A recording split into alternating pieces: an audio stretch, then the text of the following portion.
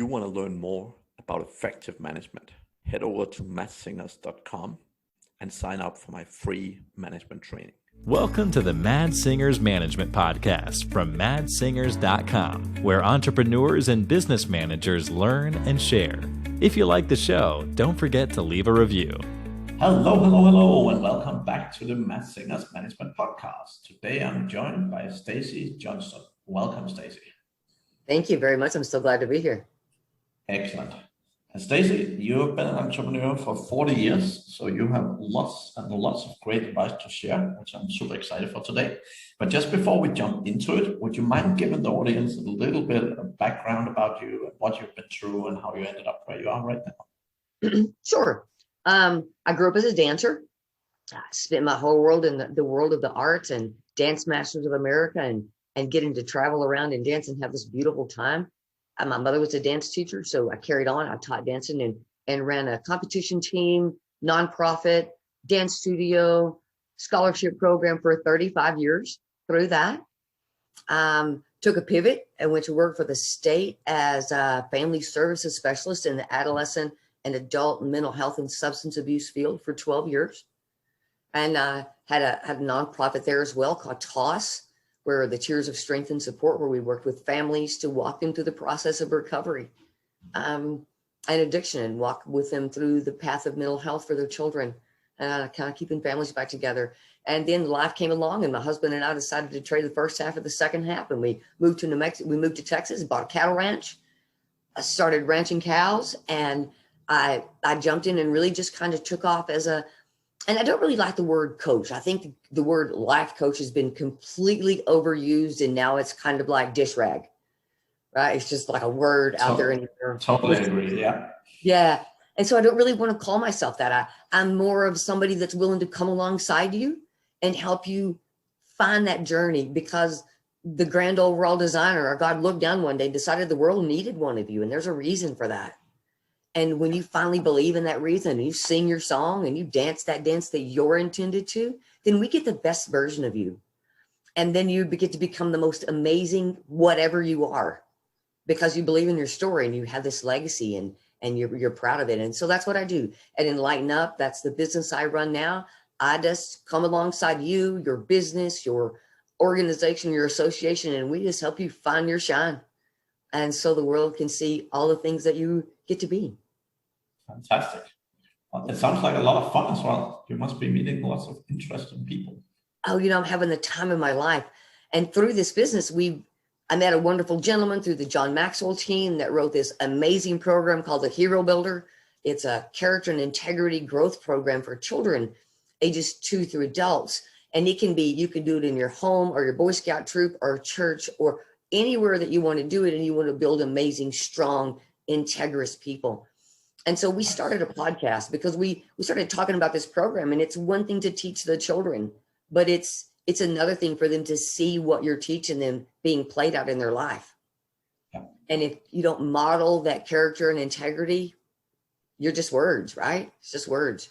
So we took that children's program and we morphed it and began to challenge our podcast audience to verb those words and to live those character and integrity traits so our children can see that. And then maybe they won't blow stuff up and eat Tide Pods, right?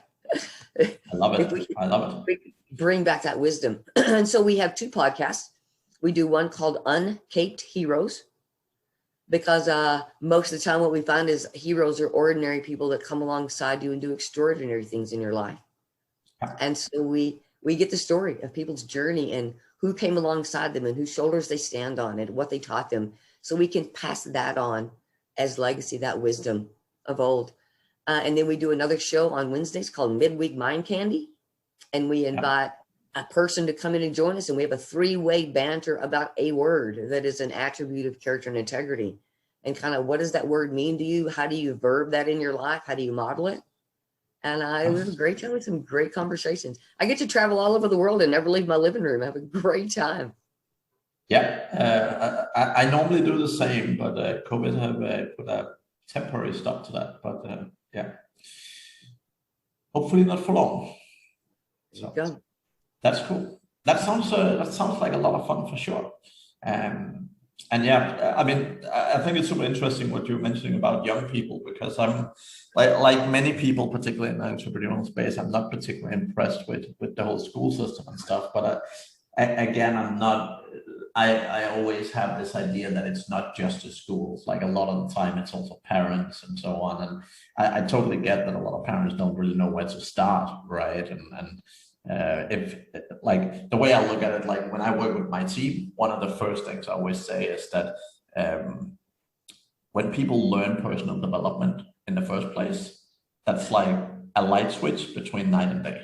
Right? Like when a human being learns personal development and learn that, you know, if you want to do certain things in life, you can go figure it out, you can go do it. Right? And the earlier on you can teach that same thing to kids, like, because parents are great at saying, oh, you can be anything you want, right?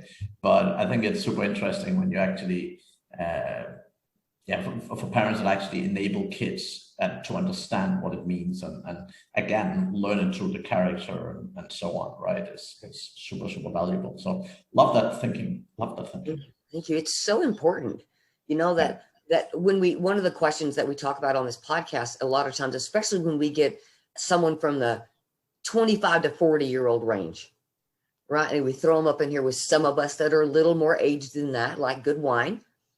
And where the question becomes, where do you see the gap, and how do we come together to fill that gap in our society and in our community? And it's so interesting to hear the perception of someone over the age of 60's perception of the gap versus someone 25. And here, but it's been really fun because we've heard more of the younger generation come back and say, you know, what happened to the wisdom of you guys? What happened to the wisdom of your grandparents? Where'd that go? Because it seems like that's not what carried forward. Where is that? So I think that's our job, is to begin to model that again. I mean, if you look at the world around you, character and integrity right now, the definition is a little screwed, right? If you look at, to say the least. Yeah, there needs to be some clarity in that for absolute. Yeah, interesting. Super good. Right. I'll try to rail us in a little bit on the management track, so we can talk a little bit management today. So one of the things, and it kind of relates to this, but you mentioned it before we started this podcast, which was that you work with people to find and help create amazing human beings. And that sounded like an absolutely amazing concept to me. So do you want to tell me a little bit about what that is and well, how you work with people to achieve that? Sure. I'd love to. I think that small business is part of that, is in the businesses that we run and the management that we put out there is the backbone of so much of our move forward, right? It's critical. And people don't leave bad jobs, they leave bad management. Yep. More than anything, right? To some level of degree, it's about how it goes, right? And whether or not you find joy in that and get up every day and go, man, I love my job. And that part of that's your responsibility, because that's the way you see the world, right? If you see the world with that level of enthusiasm, then you're going to see that. But if what's above you in the management and the leadership above you doesn't come alongside you and encourage you to be the very best that you can be and thrive in your lane and shine for that company, then you both miss out, right? And so the very best manager you can possibly be is the person that you would like to work for. Yeah. Right? Who do you want to work for? Be that person, right?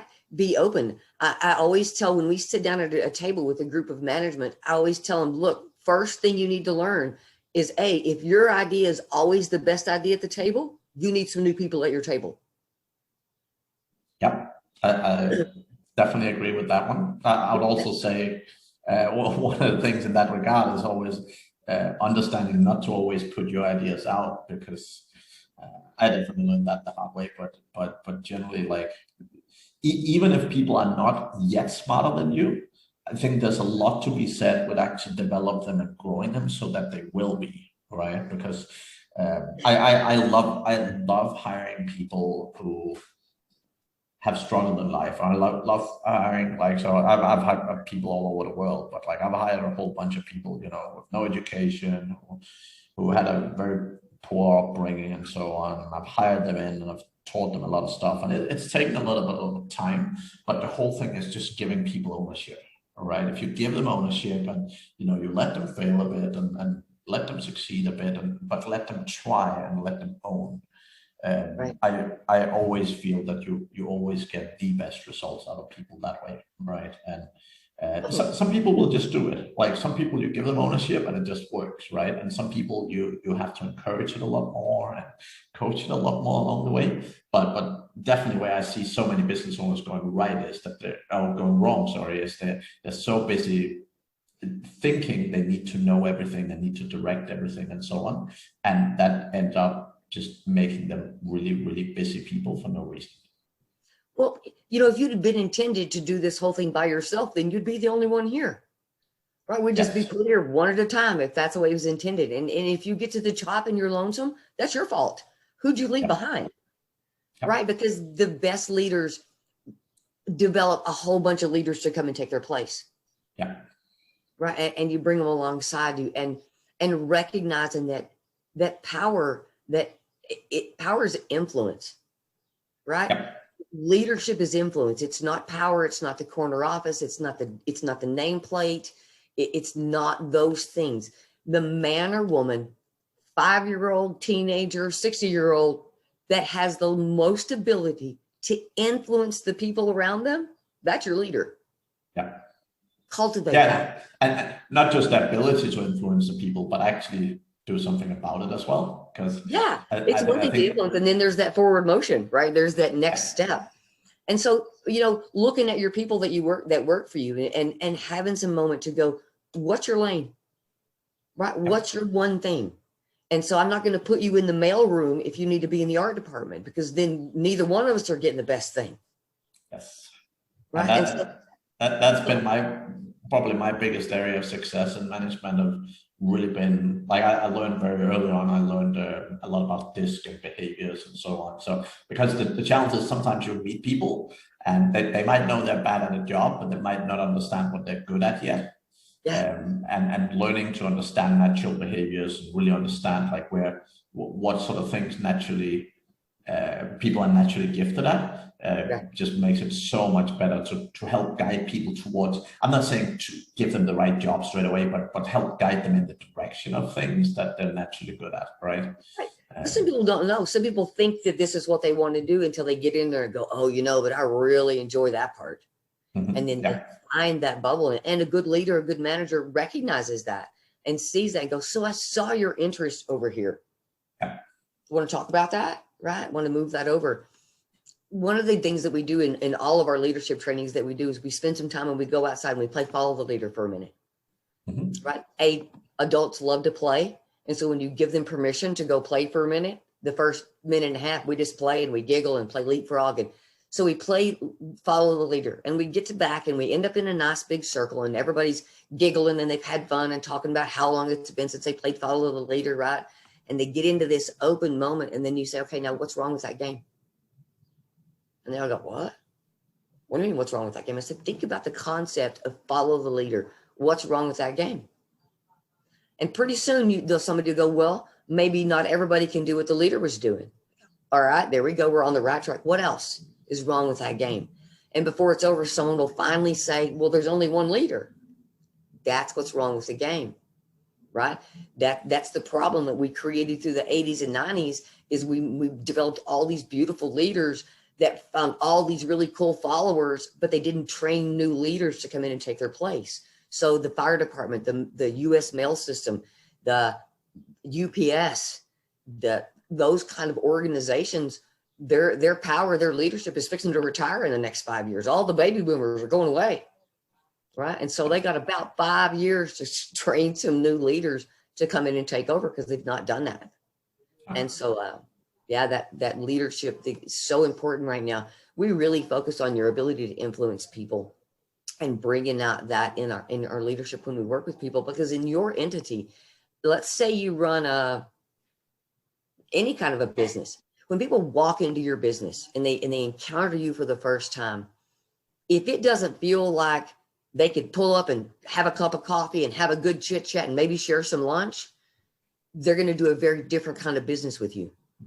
But if they feel that in your building, if they feel that, hey, we're a family, we're here together, we're pushing each other forward, we're rising above, your clients pick up that energy. And then they're like, I really want to work with those people because they feel the love, right? They feel that respect and that camaraderie and that, hey, we're leading each other up. We're all walking each other home. We might as well do it hand in hand.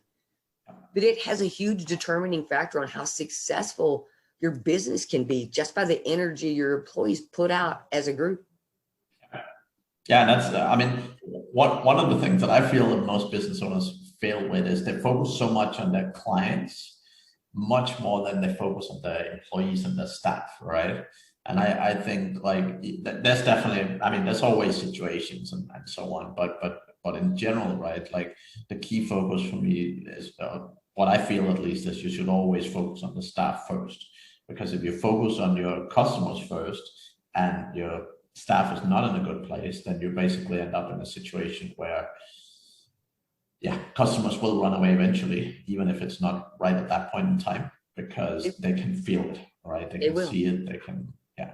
It's palatable. And that's what I was talking, that's what we were talking about, alluded to earlier when we talk about making sure that the people that work for you or that you yourself, how you show up is critical. And so we work really hard at developing, good people. It's really important that AT&T be successful. Let's just throw them out there because it's the first one that came to my mind, right? It's important for all of us that AT&T continue to be a successful cell phone carrying company.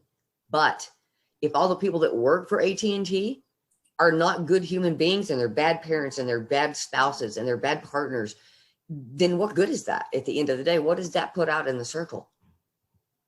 What does that put out there, and who wants to go and be a part of that community? So it's so important that you encourage the people that work for you to be quality human beings. Who are you when nobody's looking? It matters, because then you bring that best version of you to the table in your job, in your relationships. Yeah, and I think that comes back to other things. I mean, I have a big team in the Philippines, for example, right? And obviously it's a different culture and there's different challenges and so on. But for example, like a lot of the people I work directly with, I've talked with them a lot about like money management and things like that, because that is not something that comes natural. But it's one of these things, like, again, if you start learning it, if you start picking it up, it makes such a huge difference in your life, right? So I think it's also really important to understand that different people are in different places. And it's not always just a list of, oh, teach people these things, but you need to understand where are the people that you're working with right now in their life. What is it actually they need, and what is their challenges, right? Right. Because that it varies all the time. It does. And no matter how hard we try, we bring our life with us wherever we go. Yeah. You know, the concept of, oh, I'm going to leave that in the car and I'm not going to take that to work with me. That sounds great. And it's a cool bumper sticker, not even real. Yeah. Because you know that it goes with you, because it's part of the life that you're living in, this breath that you're taking. So it matters what's going on around you, right? Definitely. And I think also, like, because what we see a lot of the time, and honestly, when I started out coaching, initially I mostly coached people who were in the corporate world. And I saw it all the time. Every time someone called me and they're like, hey, man, I have a manager. He used to be great. Now he's no longer performing. And, like 90% of the case, it was like problems at home, right? Problems in the relationship, problems with something on the home front, right? And like 90% of the time. So like, no matter what you say, at home always impact what you deliver at work, right? Absolutely. Even as an entrepreneur, as a business owner, right? Absolutely. Well, it impacts how you eat, how you sleep, the lens with which you see the world that day. It's all impacted by those things that are going on underneath, right? Yep. So that's the other program that I teach. That's what EnlightenUp is all about. Our main focus in our program is called Underneath the Music, because it's what is underneath all the music for you? What is that one constant beat that keeps your band on time, right? I grew up as a tap dancer. And my mother used to tell us, if you're going to be a good tap dancer, you can't tap to the music, because the music changes. It goes up, it gets down, it gets loud, it gets soft, it gets faster, it gets slower. But underneath all of that, there's one guy, and he's got this going on. And he never changes. That's your dance partner. And so if you take that very same concept and you put it in your life, what's underneath your music? What is your constant? Because that's your legacy. That's the story you leave behind. That's the story your grandchildren tell about you. That's what they say about you when you leave the room, right? That underneath needs to be unfolding, needs to be unchanging, constant, whether you're at Walmart or the post office or the office or church, that's the same. And what is that? We lose sight of that because we unwillingly, not even unwillingly, just kind of unknowingly, I think by life, it's very easy to let your spouse, your partner, your children, your job, your career, your social media standing, your financial status. It's very easy to let those things write your story for you for the day. Right. And you get up and just put on that hat and you play this role and you play that role and you play that role and you dress in the costume on the bed and you dance to the music they laid out. And at the end of the day, none of that's really about you. That's their music. That's their song, right? What's yours? And so until you're comfortable with yours and you recognize that the light that you're looking for is inside, turn it on. Once you believe in that and you can hold on to what's underneath your music, then you can manage that no matter what's going on out here. Because we can get lost out here in the chatter. So we try to keep you constant underneath. And that's really important. And I think the other thing I think that is really important for, especially in management, is have a day once a month and have a failure celebration. Because failure's movement, failure's forward motion, right? This didn't work, but this didn't work and I learned. This didn't work, so I'm trying.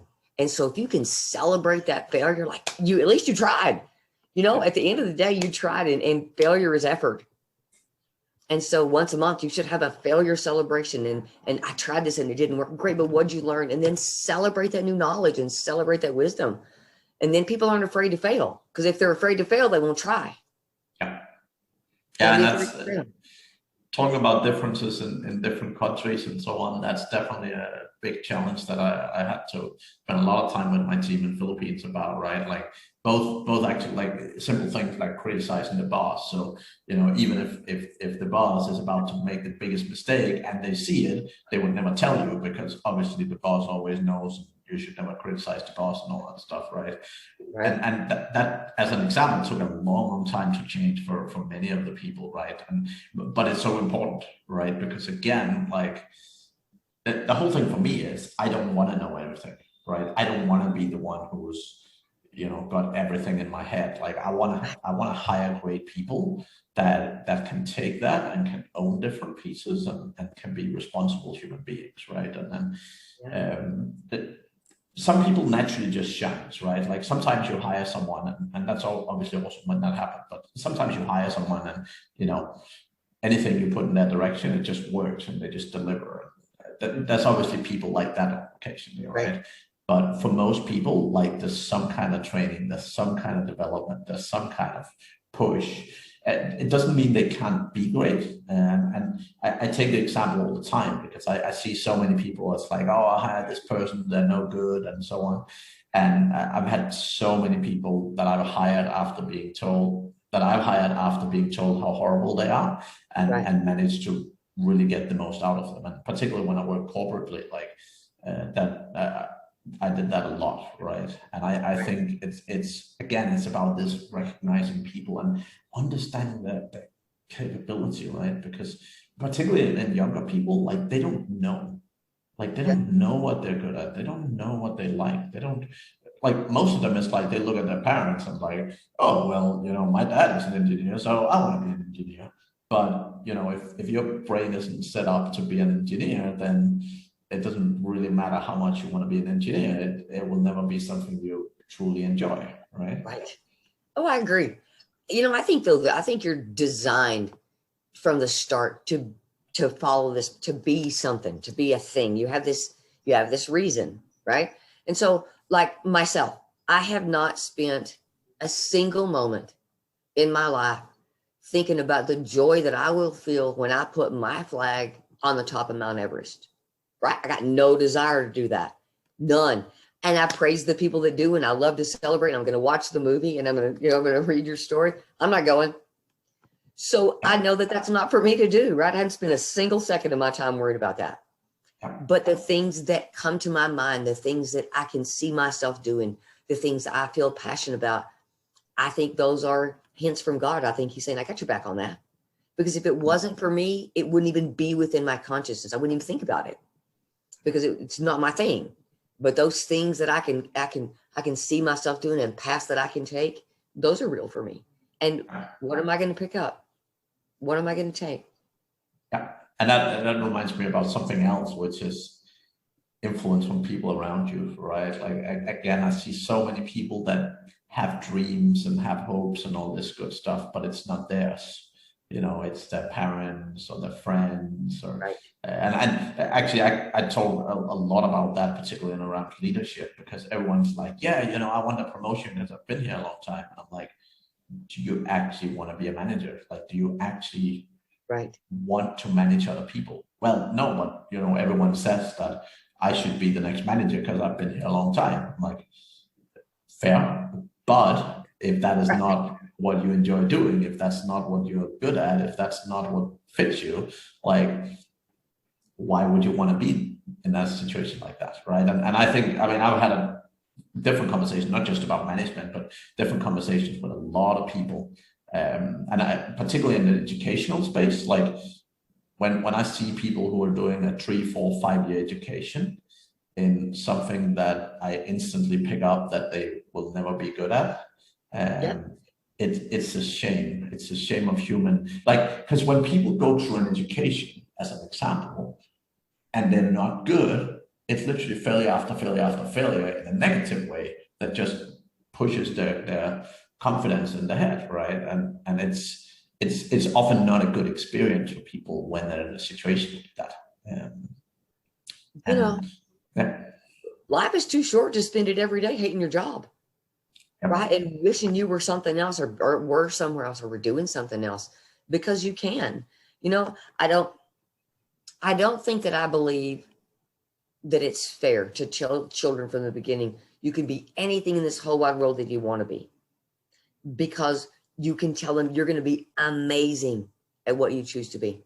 Go be amazing at that. Find what makes you happy. Don't live my dream. Don't live your dad's dream. Don't live your grandmother's dream or your third grade teacher's dream. What do you want to do? Where do you shine? And to encourage them to do that. One of the things that we've been studying recently, to my partner and I, we kind of been studying it just because I think it's worthy of recognition, is the concept of where did the wonder go? Because I've watched my grandchildren. I have 6 grandchildren, age 6 and under, and they're fascinated by everything, right? It doesn't matter if it's a ladybug or a zebra or a space, it doesn't matter. They're fascinated. They want to know. They're these sponges of information. They have these amazing imaginations, right? And I watch them. And then as I work with youth, I spent a lot of years working with youth. And when I work with them, we get to be junior high, early high school, and we're spending our time with them going, ask the question. Dream the dream. What do you want to do? Because they've gotten into this thing where they think this is what society is telling them that they have to be. They got to feel this way. They got to live this way. They got to learn this. They conform to this. And they get so confused that they lose all that wonder. By the time we're in high school, we're in college, we're begging them to ask the question again. So where does the wonder go? Who takes it away? Do we? Is that the school system? Is that society? Where does the wonder in those young babies go that we got to pull it out of them again 10 years later? Where does it go? I want it to not disappear. I tell my children all the time, don't you dare tell them not to ask the question. You tell them to ask the question. Keep the wonder, you know? Everything that is in this world exists because somebody asked, how come it couldn't be different? Yeah. Yeah, I mean, totally. And particularly, I mean, I think that's particularly where the question is not, I love that you can do anything you want in life kind of thing. I love the concept. I think where people fail is they don't explain that you actually have to work for it. Because I think the whole problem with that sentence is the fact that, you know, you can be anything you want to be, you can do anything you want to do, but you know, a lot of very cool things take a lot of hard work and a lot of effort and a lot of persistence, right?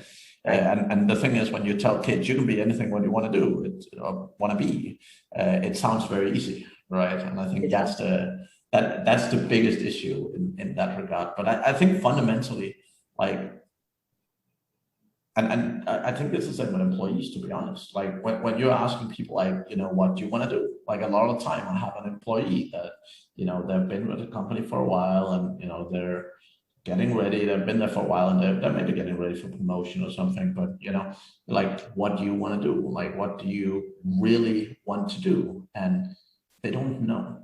And a lot of the time, like, again, like, not to go on about education, but a lot of the time with education as well, like, we force the kids into these situations.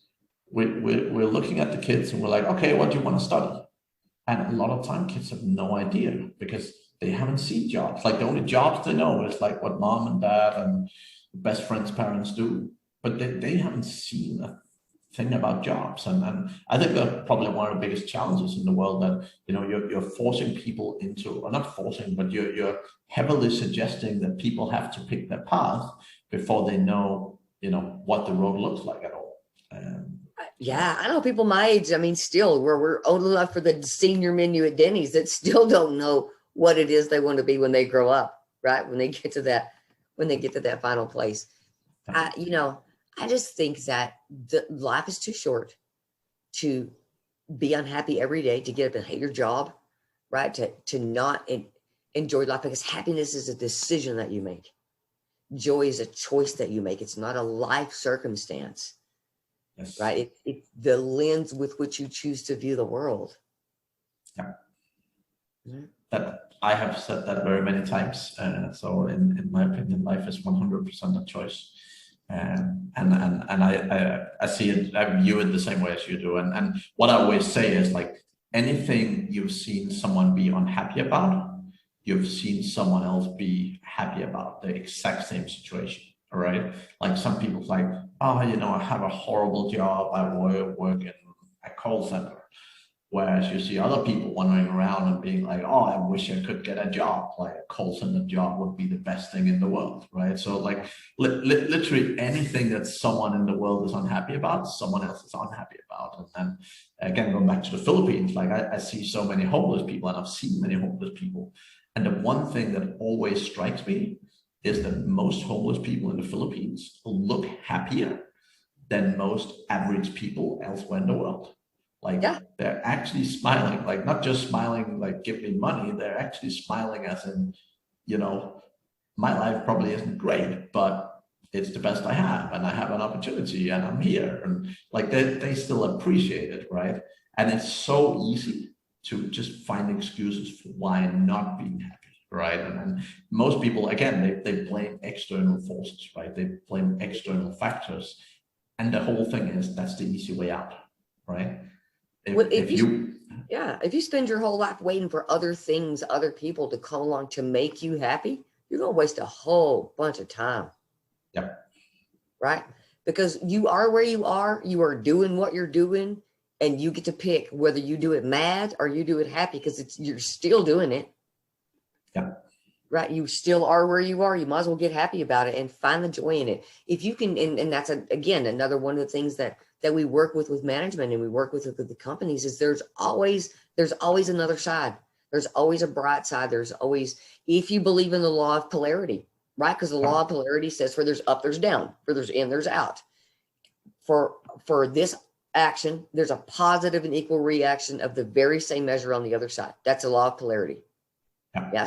So if you believe that, then for every negative emotion that's going on at work, there's an equal and positive side to it if you just choose to see it. Yep. Right? Gratitude, it makes what you have enough. Definitely. And again, like, it's many people find it very difficult when I say that happiness is a choice, right? But it's the mindset around it more than the choice itself. All right. Like, it's the mindset of saying, I appreciate the things I have. I appreciate where I am in life. And again, like, I think it's also, like, a lot of probably media even where, people are watching all these other people around them. And, when you watch a movie, it's like, something happens and then whatever ends up and they're happy because something happens. But the challenge for most people is that they believe it's everyone else's responsibility to make them happen instead of taking that responsibility themselves, right? Right. Which, yeah, I mean, that's for me, that's what life is all about. It's taking the responsibility for who you are, where you are, and where you want to go. And yeah. And how you One of my show up. favorite, exactly. One of my favorite books is called Extreme Ownership. And yeah, that's, for me, that's what it's all about. Yeah. I'll have to write that one down. I'd love to read new books. Extreme ownership. That sounds good. I like that. I like that. That's good. That's good. So from an employee standpoint, right? So when you go in and work with clients and so on, what's sort of the main steps? Like how do you start out, and how does your sort of client engagement work? Well, I don't have a pamphlet. Okay. I don't have a price sheet. I don't have a grid, because you're an individual human being with an individual need. And so the very first thing we're going to do is we're going to develop a relationship so I can know you and you can know me. And then you're going to tell me what you need, and I'm going to help you find a way to get it. Right. What I don't do is come with a list of things and go, here, you can pick this or this or this. We're going to sit down and talk and go, what are your needs? What are your pain points? What's working? What's not working? Right. What's scary? What's confusing? And we'll answer those really basic questions and figure out what your needs are. And then if it's you, we'll work with you. If it's your group, we'll work with your group. If it's your family, we'll go there.